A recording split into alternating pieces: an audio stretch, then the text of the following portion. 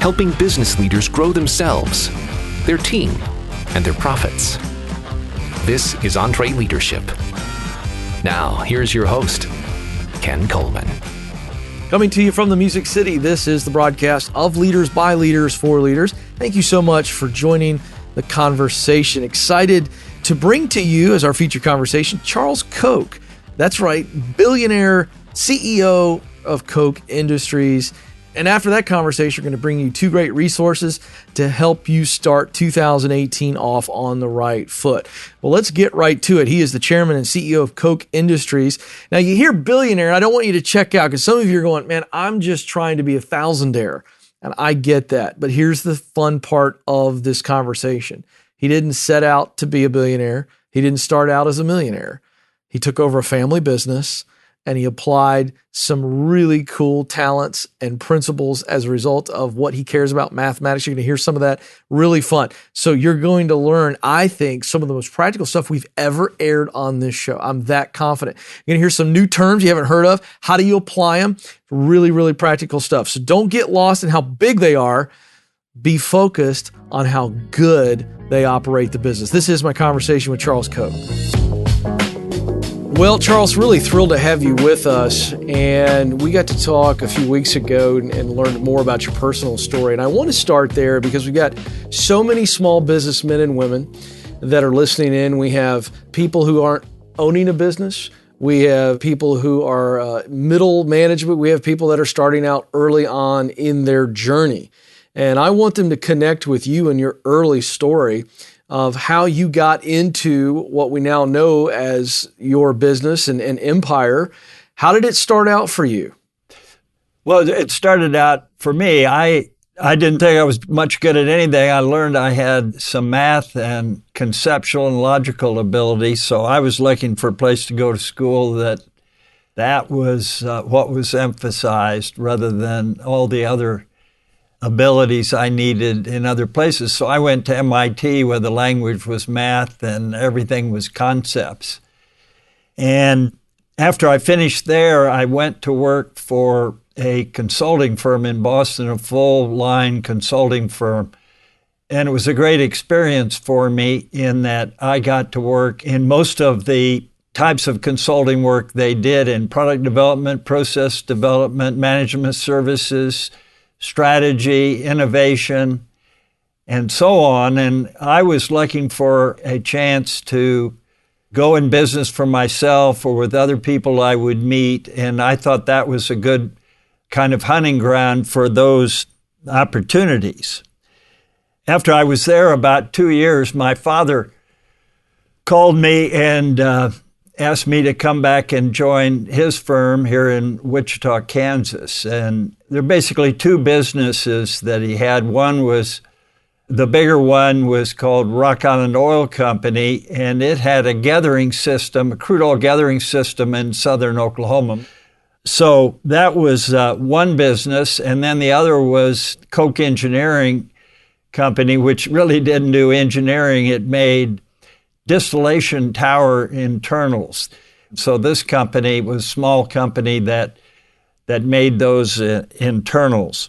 So, as I said, he asked me to come back and join the firm, and I turned him down because where I grew up was on a farm, and it was an experimental farm. My father was a chemical engineer. He called himself a half-baked chemist. Mm-hmm. And he was always experimenting. So we had chickens and cattle and horses. And he was experimenting with different feeds, with genetics and so on. And I was the one selected to do all the dirty jobs out there, from feeding the animals to shoveling out stalls to milking the cows and so on. And he was a pretty tough taskmaster. One of his favorite sayings, being Dutch, was, "You can tell the Dutch, but you can't tell them much." So going back to work for him wasn't exactly what I had in mind in going business for myself. I wanted to be independent and be able to call my own shots. So I turned him down. So a month or two later, he called back and he said, "Son, as you know, my health is poor." His blood pressure ran 230 over 120, treated, if you can imagine. Wow. He said, I don't have long to live, and I can't really run the businesses we have. And either you come back to run them or I'm going to have to sell it. Wow. And he said, I'll tell you what, we have these two companies, and I'll let you run Koch Engineering from the start any way you want. There are only two things you need my approval on. One is making a major expenditure because I'm trying to save the money to pay my death taxes because I don't have long to live. And the other is if you want to sell it, then I want to approve that. And so that sounded like as good as any other deal I would get in going business for myself because I would get to call the shots. And then he said, as soon as you're ready, then you can run the other business, the Rock Island gathering business as well. Wow. And so that was 1961. I was 25 years old. So that sounded like a real opportunity for me. And when I got back there, I could see what he meant is that he had placeholders in most of the key positions. And that, I mean, people who were there just to kind of maintain the business. And because he wasn't really up to going, running, innovating, pushing as he always had in his career. He was just trying to hold it together and have enough liquidity so we didn't lose it all to taxes. And of course, I had a different mentality. I had become at MIT and at Arthur D. a little fascinated with science, the scientific method, the philosophy of science, and innovation. And so I wanted to bring all that to start with to Koch Engineering and get that turned around because it was just operating at a break even and for a number of reasons. I want to ask you about that. I'm glad you mentioned that because you told us earlier and you just mentioned moments ago, process development, innovation, and strategy. Your mathematical mind drew yourself to those disciplines, if you will. And now here you come in, you're 25 years old, so you got fresh eyes and essentially your own sandbox. How did you start to implement new processes, innovation, and strategy at the tender age of 25? What were some of the early things that you did that worked? Even as green as I was, it was pretty clear what needed to be done. In studying science and innovation, you knew you could not be stagnant and survive for long. There was this protectionist mentality there that they had developed the designs for these tower internals, and so they wouldn't share them with the customers. And the major oil companies and the major contractors who were the customers, major chemical companies, said, well, we need to understand how these design works. We've got to feel good about them. We can't just rely on you. So we were losing business. And then they had international customers who wanted not to supply from the U.S., supply from Europe. And we didn't have a plant there, so we had all these subcontractors, and they divided the various pieces up to protect the manufacturing know-how. And so it was a very inefficient process. So, I mean, it didn't take somebody really sophisticated in business or operations to see all that needed to change. So we have to create value for our customers or they're not going to do business with us. So if they want to know our design, how to design them, we'll share that.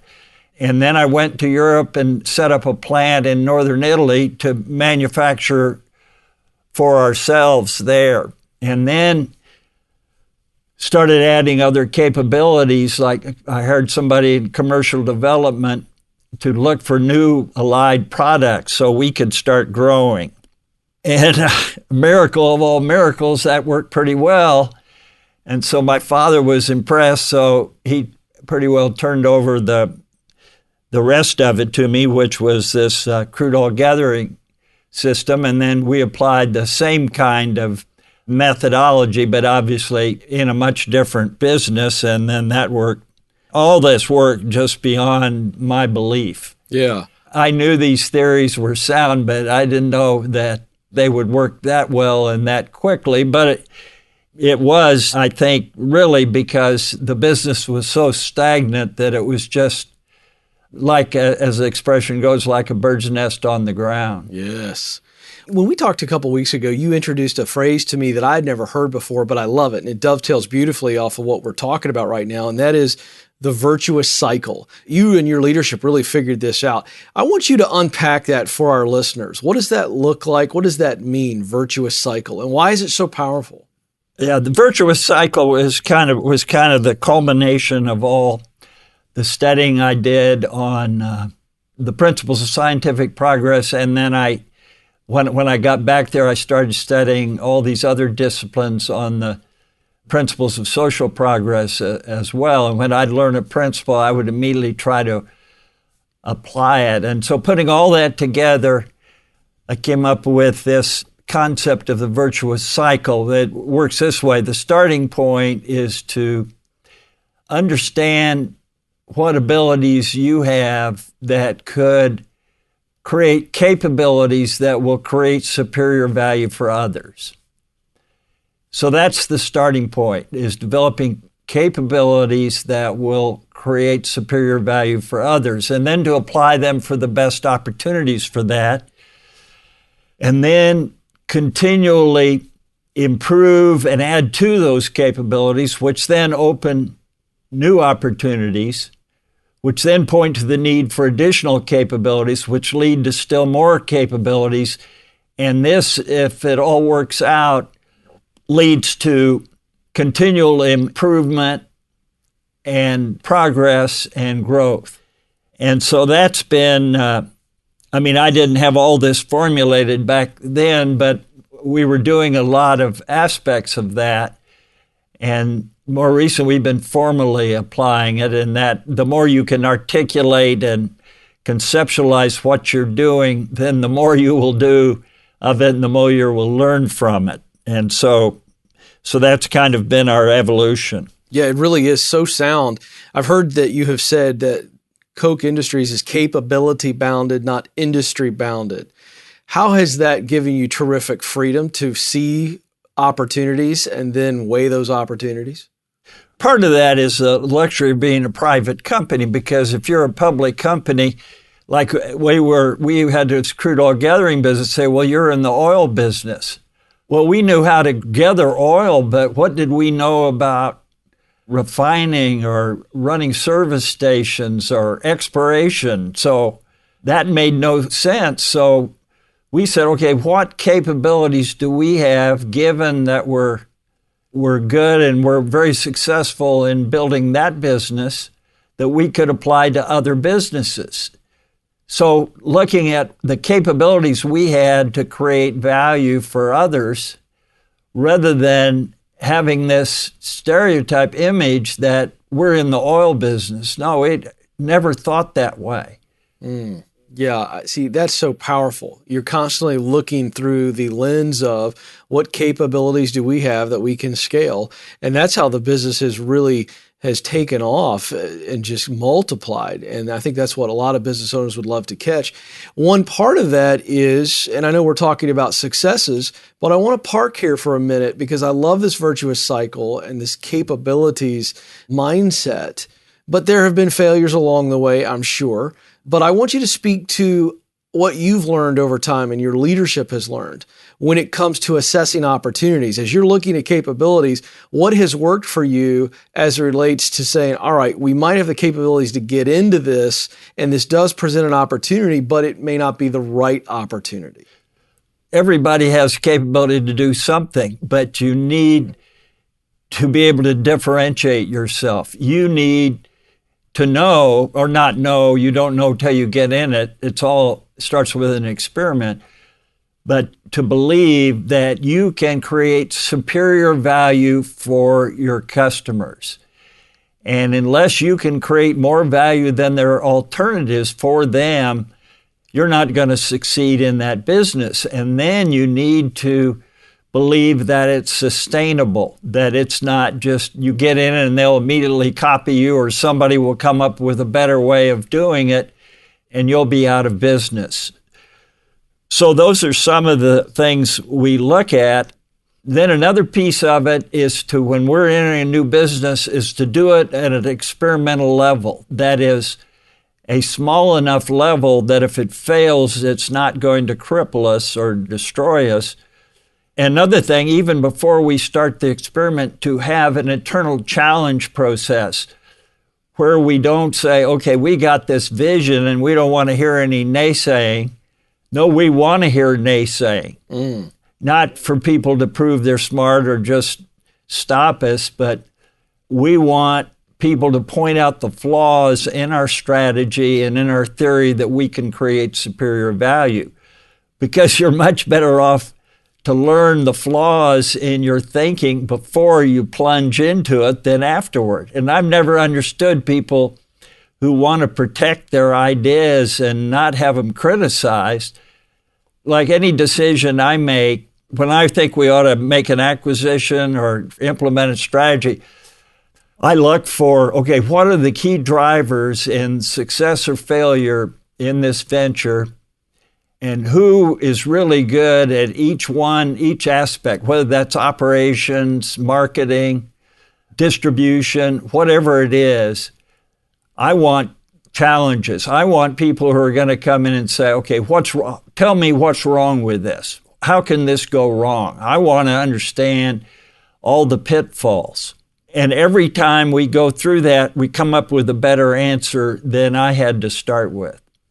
How have you created an environment where the people you ask for feedback, that they'll speak honestly with you and not tell you what you want to hear? Because I think a lot of leaders will try this, but if they don't create a culture where the people they're asking for feedback on feel the safety to be honest and shoot an idea down or shoot holes in it where they see holes. How have you done that at Koch Industries? Well, it starts with who you hire. Yeah, that's right. If you hire people, particularly leaders who are arrogant and think they know all the answers, have no humility, it isn't going to work. Mm-hmm. So the first thing is you only have people in leadership positions who have the humility and the understanding, and this is the scientific method, as Karl Popper's famous essay on this, science as falsification. The scientific method is you come up with a theory and then you have an obligation to try to disprove it and solicit people who will disprove it rather than say, I got the ultimate answer. This is it. I mean, as Einstein said, the best fate for any scientific theory is it becomes a limiting case for a subsequent theory. None of us are infallible and can see truth absolutely for all time. And as soon as we start thinking that way, we're on our way to ruination. So what we do is, and I try to set the example, is if somebody has a suggestion and has a criticism, even if I don't agree with you, say, thank you, I really appreciate you're doing that. And so you don't, rather than say, that was a stupid criticism or that's the dumbest thing I ever heard. I've heard that people in other businesses say that. That business is going to fail because you are not going to be able to have the knowledge and ideas of your people if you don't celebrate them.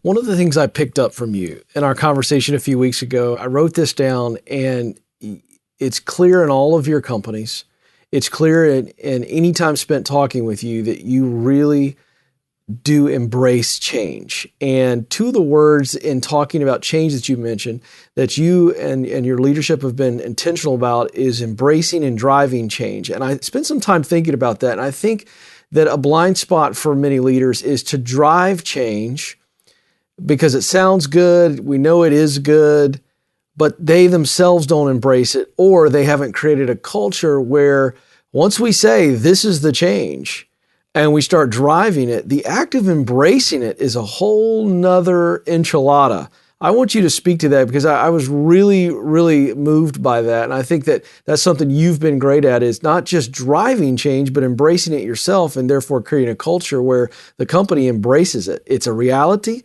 And once we make a decision to move forward with this change, and we may need to make these changes, we have to embrace it. Talk about that. Our philosophy is that however well we're doing as individuals in our roles and our jobs, or we as a business or capability are doing, it can be done better, differently, much better.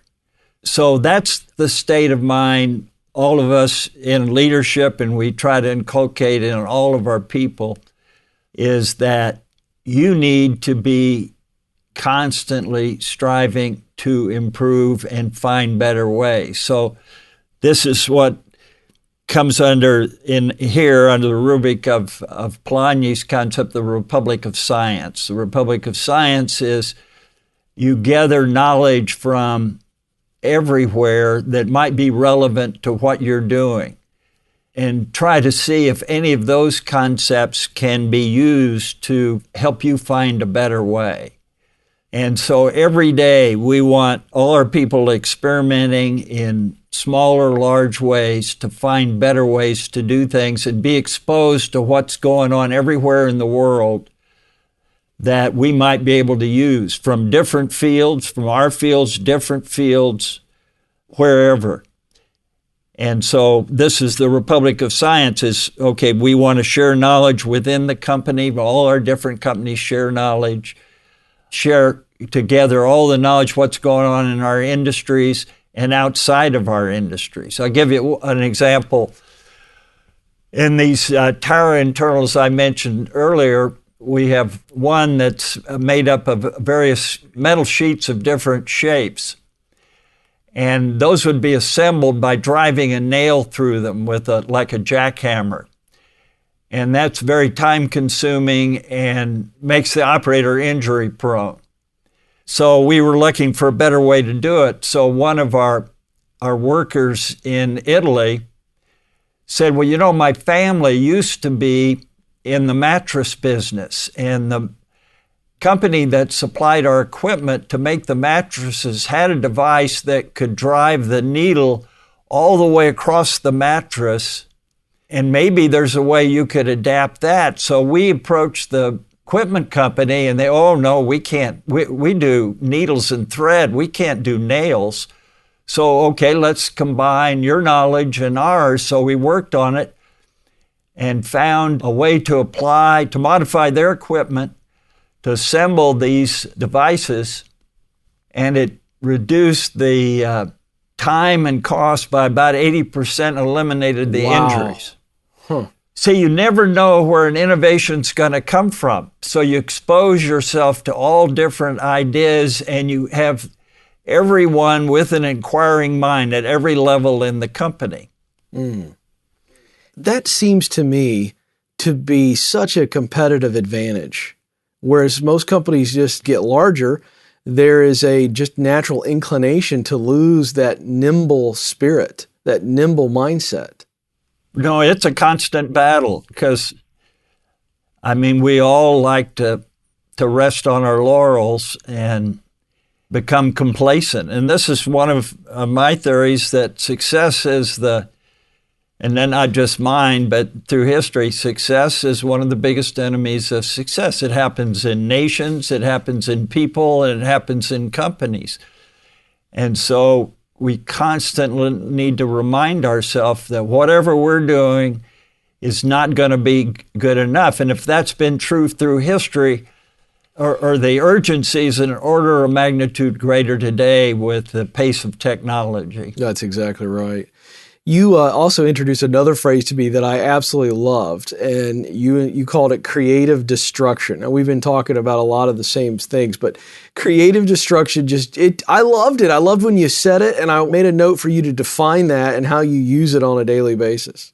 Right. That was from a great Austrian economist who ended up teaching at Harvard called Joseph Schumpeter. And the way he put it, or the way he defined creative destruction as the process of industrial mutation, incessantly revolutionizing the economic structure from within, incessantly destroying the old one and incessantly creating the new one. And his point was, because when we're competing, we think, okay, we're competing in productivity and output and price and those things, and that's true short term. But Schumpeter's point is longer term, what you're really competing in is you're competing with the new commodity, the new technology, the new sources of supply, the new type of organization. So you need to not only be improving your current cost structure and how you compete on price and service, but these more revolutionary long-term changes. And you see over time, whole industries are driven out. And that's what he means by creative destruction. We believe, and this is part of this, what we call this virtuous cycle, is continual transformation. And we've had, since I've been with the company since 1961, 5 transformations. And the one we're going through now is to introduce the best technology into all our businesses. And we are just getting remarkable improvements by doing that, combining different forms of technology, whether that's electronics, connectors, sensors, and software, whether that's predictive analytics, artificial intelligence, robotics. We are using all those forms of technology to transform all our businesses, manufacturing, customer deliveries, understanding what our customers value, and so forth. Yeah, it's so great to see you doing this and continually doing it, even though you could rest on the laurels, and yet that would lead to ultimate destruction there. And I want you to talk to the small business person. So they're listening in right now, and they've heard us talk through several things: the virtuous cycle, the experimental discovery, embracing, driving change, creative destruction. All this is making a lot of sense. But if you were to sit with them, no matter what their business is, and they hear that answer that you just gave, what area would you tell them to focus in first, no matter what their business, as it relates to maybe efficiency, so that they remain nimble, they are hopefully getting an edge on the competition? What would you say to them they need to focus on first? This is, I think, the main driver of our success is, first thing is understand what your customers value. Well, first of all, do you have the right customers? And do you understand who your best customers are? Which ones are most profitable and most sustainable? And that's where you need to focus, and you need to really understand what they value and what they would value. And what I mean by that is you can't just go ask them. You say, well, what do you prefer? Well, I prefer your product, but what would you prefer if you had other choices? For example, IBM did a survey back in the 80s, like 10 years from now, what computing system will you want? Well, 70% said IBM mainframes. Why did they say that? Because that was the best alternative they knew. If they had known that there would be personal computers and the internet available at a much lower cost with much greater power than any IBM mainframe, they would have said that. So it's up to you, the supplier, to figure out, to know what they really value well enough to anticipate and be working on that. In other words, you don't want to just think, okay, how do I better compete today? This is kind of Schumpeter's point. It's not just price and output that you're competing on. You're competing on what will exist in the future. And so you either drive creative destruction or you're going to be a victim of it. Yes. As we're finding with retailers, as those who are using the internet to distribute. Yeah, what are your thoughts on artificial intelligence and its impact on the economy and jobs as we look at maybe some of the jobs that AI can eventually replace? Well, we're going through another transformation. Just as 100 years ago, the great majority of the people worked on farms. So as those started to be automated and people go, gosh, we're going to have all these unemployment. No, we have more employment today. Mm-hmm. Why is that? Because with technology, we develop new products and services that when people see them, they want them. Mm-hmm. You look at what percentage of the workforce is working on products that existed 100 years ago? It's minute. Yes. They're all working on new products. And that's what I believe artificial intelligence and the electronics and all this new technology, data analytics, predictive analytics, all of this will lead to new products that will make people's lives better. And not in 100 years, because time is being compressed, but 10 years from now, maybe the majority of people will be working on products that don't exist today. Wow. We're just starting to see this. This is the beginning of a new frontier. And in a decade or two, our lives all of us will be completely different. This is why any protectionism, whether protecting against foreign competition or trying to rig the system to keep innovations out from competing with you, all this stuff is so self-destructive. What we all need to be is lifelong learners and see what's going on. And it's like shooting a bird. You don't aim at the bird. You'll be 10 feet behind him by the time the buckshot gets there. You need to aim ahead of them. That's right. And that's what we all need to be doing in our careers, both as employees and as companies, and think, okay, where is this going? What capabilities do I have? What do I need to learn that can create value in this new future? And so our whole education system needs to be changed, to be oriented towards that.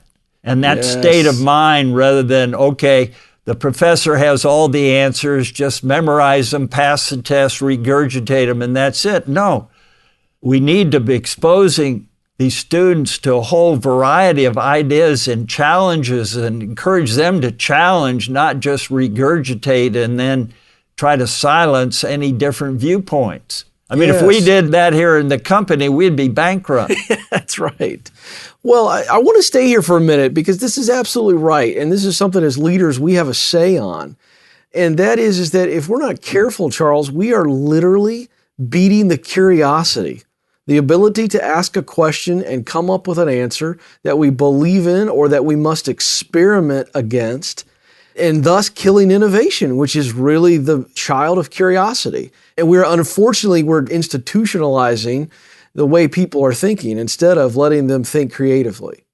No, you're absolutely right. So how do we as business people and as leaders, how do we put the pressure on societal change here?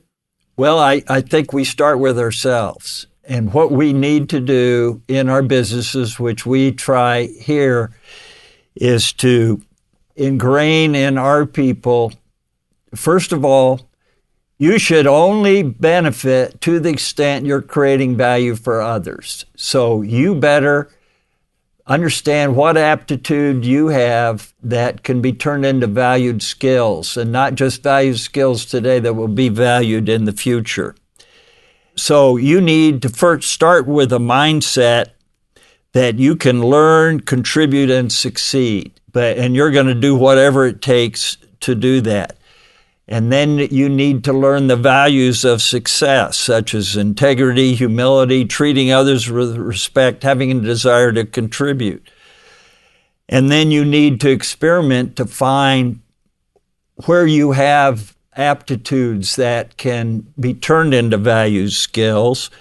And you need to be open to contrary ideas and to welcome challenges and be willing to challenge. And then you need to learn to think to yourself, for yourself, and be creative. Always be trying to find a better way and become a lifelong learner. You see how easy all this is? Yeah, that's right. Nothing to it. But as our people learn this, they transform themselves. Yes. And so that's what we as a company, I believe we have an obligation for our employees to help them succeed in the future. And unless we instill that in them, they aren't. They're going to fail over time, and we as with our companies are going to fail.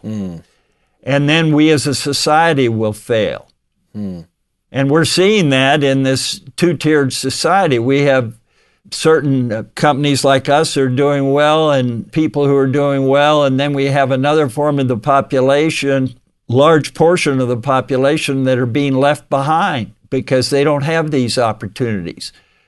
They're not being given the education. They're being held back by regulations such as occupational licensure or the criminal justice system that make one mistake and it ruins their lives. So we need to reform all that, and those are the things we're working on to try to improve. But it starts with ourselves and our employees. If we can get all our employees to not be protectionists in their lives, but to be lifelong learners and driven to want to create value for others and succeed by doing that, we'll have made a huge start on reducing these problems in society. Yeah, I agree with you 100%. I want to switch it a little bit personal because I love that you said lifelong learner. I had the opportunity several years ago, now over a decade, to spend a lot of time with Art Linkletter, the legendary TV man, and he once told me, he said the key to longevity, he lived into his 90s, was that he continued to learn every day. He was learning something every day and keeping his mind active along with his body. I'm just curious, what are you learning these days? Whether it's something new you're into, or something in the business, on a personal note, on a civic note, what's something that Charles Koch is learning, something new? I'm learning all these new technologies, not in depth, but I'm understanding the power of them and how to organize them. And we've acquired a number of companies in that. As a matter of fact, we've set up a new company called Koch Disruptive Technologies to build a network of all the technology entrepreneurs out there, and then to work with them under a system of mutual benefit. For example, the technology companies we bought, we were able to buy them because we could show them that what we had here could help make them successful, and they could help make us successful. For example, we bought Molex, a connector company, and we encouraged them to build not only connectors, but electronic systems with sensors and software. They could use our companies as laboratories to experiment with these new products. For example, on doing a leak detection system in our plants. And so they've developed that. And then many others. And we've done the same thing. We acquired half interest in Infor, who's the third largest business management software company after SAP and Oracle. And so we said, okay, we'll want you to work with our companies to improve them with this management software. And then we'll provide a laboratory so you can develop new products by trying to apply them in our companies and working the bugs out and working with us. Yeah. So this whole concept of mutual benefit, I think, is something that can be powerful for everybody. That's good. Well, before we let you go, I want you to encourage our audience, specifically those who are leading small businesses or are leaders in small businesses, maybe the entrepreneurs that have something that they're about ready to launch or they've recently launched it, because we believe here at EntreLeadership that small businesses are the heartbeat of this great American economy. And so I would love for you to just encourage the hearts of these men and women that are listening in today. What would you say to them? I would say, first of all, whatever idea you have, find people who have an understanding of the drivers of success there and solicit challenges, and then design an experiment so you don't bet everything you have on that. Design an experiment so you can work the bugs out before you launch. and have the attitude that Thomas Edison had. I love the story of when he had tried 9,000 approaches to design a new battery, and none of them worked. So he had this friend that said, "Gosh, Thomas, I'm so sorry you've had so many failures." He said, "I haven't had any failures. I've learned 9,000 things that don't work." But he experimented at a small enough level that didn't take him under. Right. That was his mindset, that he was always looking for ways to create value and experimenting to find them. Well, really good stuff. And you are a friend to businessmen and women everywhere. Love your example. Love that this all came out of a family business. I think that is so exciting because we have so many family-owned businesses that are part of this tribe. And I think this has been so encouraging and so practical for us all. So on behalf of everybody at EntreLeadership, on our team and our audience, Charles Koch, thank you so much for spending time with us. We are certainly better for it. Well, thank you, Ken. Enjoyed it. Hope you enjoyed that conversation with Charles Koch. Hey, our EntreLeadership team is bringing you the Leadership Growth Assessment, how to develop leaders within your team. This is a great resource, ties in beautifully to the conversation you just heard with Charles Koch. 4 attributes: rapport, credibility, trust, and influence. So it's going to help you assess your team in these key areas.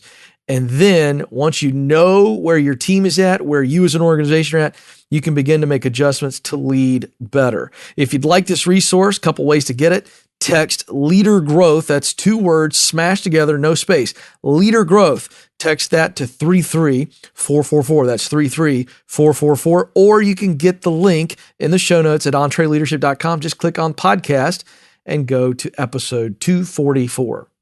Hey, millennials are now the #1 demographic in the American workforce. They're no longer these people you talk about with disdain. They are driving the economy. So how do you market to millennials? This is a gigantic question. The good news, we've got an answer from our friends at Infusionsoft. So they grew up with a different world than the boomers, and maybe even some of us Xers. Internet everywhere, iPhones, Facebook account, social media is a part of their life. Think about this. Amazon was founded in 1994. That means that half of millennials have never lived in an Amazonless world. So you need to know how to connect with them. Not just get where they're at, but how do you connect so that they're looking at your business, looking at your solutions, looking at your products. Here's how you do it.